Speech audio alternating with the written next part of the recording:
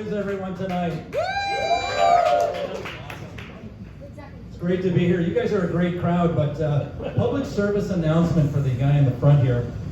I had really spicy chili for dinner, and the average human farts about 20 times a day, and I haven't farted yet, so you may want to find other seating or maybe mask up.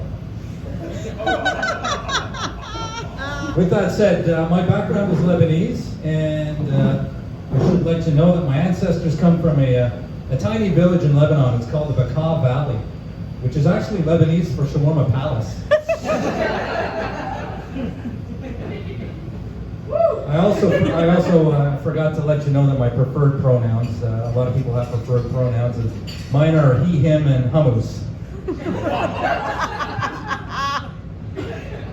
Although I am Lebanese, I must admit, I really don't feel like a real Lebanese person because I was born and raised here in Canada. I don't speak a word of Lebanese, and I've never been to Lebanon. In fact, the only thing Lebanese about me is the thick black hair on my ass.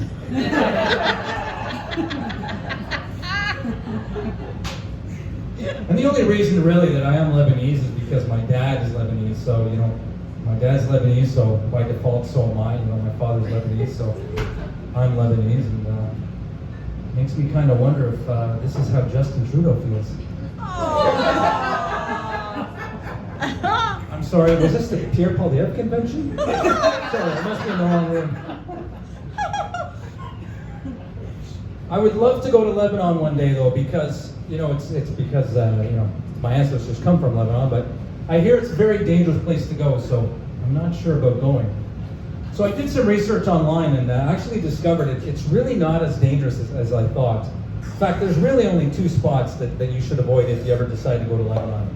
The first is the capital city of Beirut. It's very dangerous. Don't go there. The second is fucking anywhere else. It's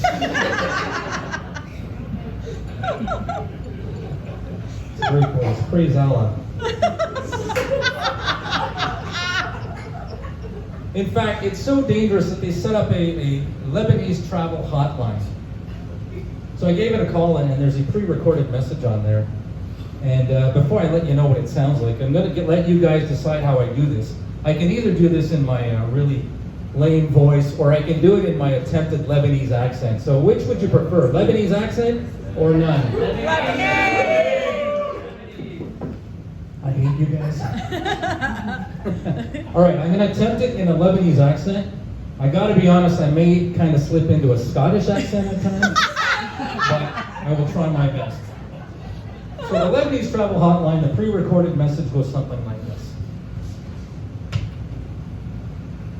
Sorry. This is Lebanese travel hotline. If you plan trip to Lebanon, you may face the following upon your arrival. Too Scottish for you? The airstrike, burglary, the castration, civil war, communism, castration, dismemberment, extreme violence, the falling building, the gang rape, kidnapping, landmines, mutilation, the random explosions, radical protest, the Scud missile, the suicide bombers, and the terrorist attack. Your safety, number one priority. So please, wear a mask all the time to avoid catching COVID-19. This is Lebanese Travel Hotline and praise Allah.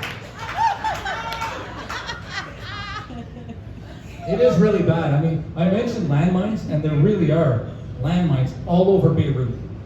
And you know what they decide to do? They still have a fucking Beirut marathon every year. Beirut marathon. People are insane. Regardless, the last person that won it was a guy by the name of Yalla Yalla. He started the race in the men's division, but he had to finish in the wheelchair division. But it's okay because he accomplished something that's never been accomplished before. He finished the race in under 3 landmines.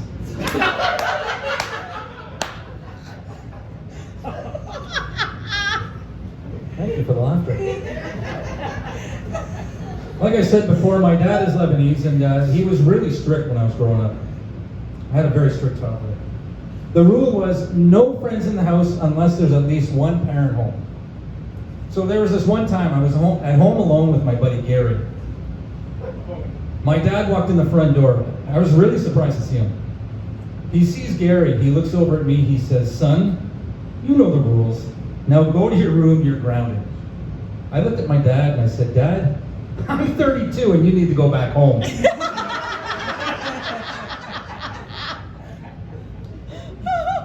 Any married people in the house? Married couples?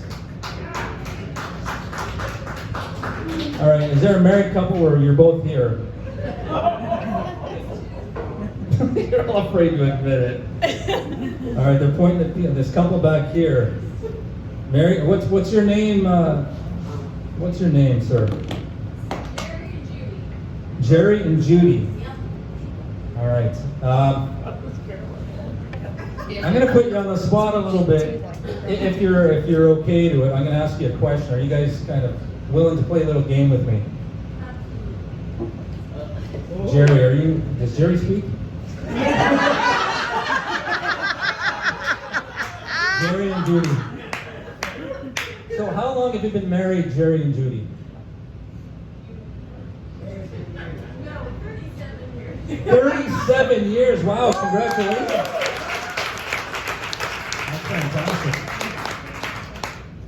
So I'm going to ask Jerry a question.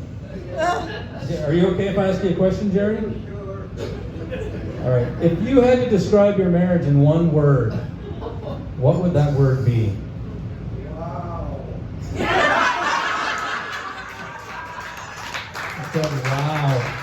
Well done. Great answer.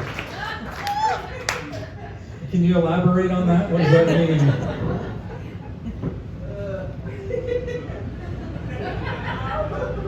She's in hearing distance. I'm sorry, I didn't hear what he said. She's in hearing distance. She's in hearing distance. Yes. Very smart. That's why he's been married for 37 years. Has anyone been married, relatively newly married? Someone's clapping back there. All right, you clap. What's your name? Lauren. How long have you been married? 4 years. 4 years. And you're married to, I believe, the comic that was up here before. Yeah, you know me, all right. Yeah, nice. So if I had to ask you to describe your marriage in one word, what would it be? Excellent. Yes, he's getting the thumb of approval. Nice. Excellent. Well, I've been married for 30 years. This is the part where you guys talk. Thank you. I've been married for 30 years, happily for 20. And although I am married, I will admit I am bisexual. When I got married, I said bye to sex. Oh, there it goes. But I gotta admit, you guys have been married 37 years, congratulations. It's hard work being married for 30 years. I will admit it's not all sunshine and rainbows and lollipops, I'll be very honest. And in fact, I've learned over the years that every marriage needs 3 things if it's gonna last this long. And those 3 things are this: good communication, trust, and separate vacations. Mandatory to have separate vacations. And I've learned over the years that there are certain things that you should never ever say if you're married. Like if you ever have a fight or a dispute with your wife, you should never ever say, "Is it that time of the month already?" And I swear to God, because I'm going to talk about him. The day that man and woman were invented, I think God called in sick. And whoever was acting for God that day really fucked up because he made us completely different. For example, how can a man and a woman answer the exact same question with the exact same words and have it mean something completely different? For example, the question, "What's wrong?" which has been actually the catalyst to millions of arguments over the years. But the question, "What's wrong?" the most common response is? Nothing. Exactly, nothing. Now, when that's responded by a man, it means just that. There is nothing wrong. But when a woman says that, what it really means is get ready because we're gonna fucking fight. My name is Dave Joseph. Praise Allah.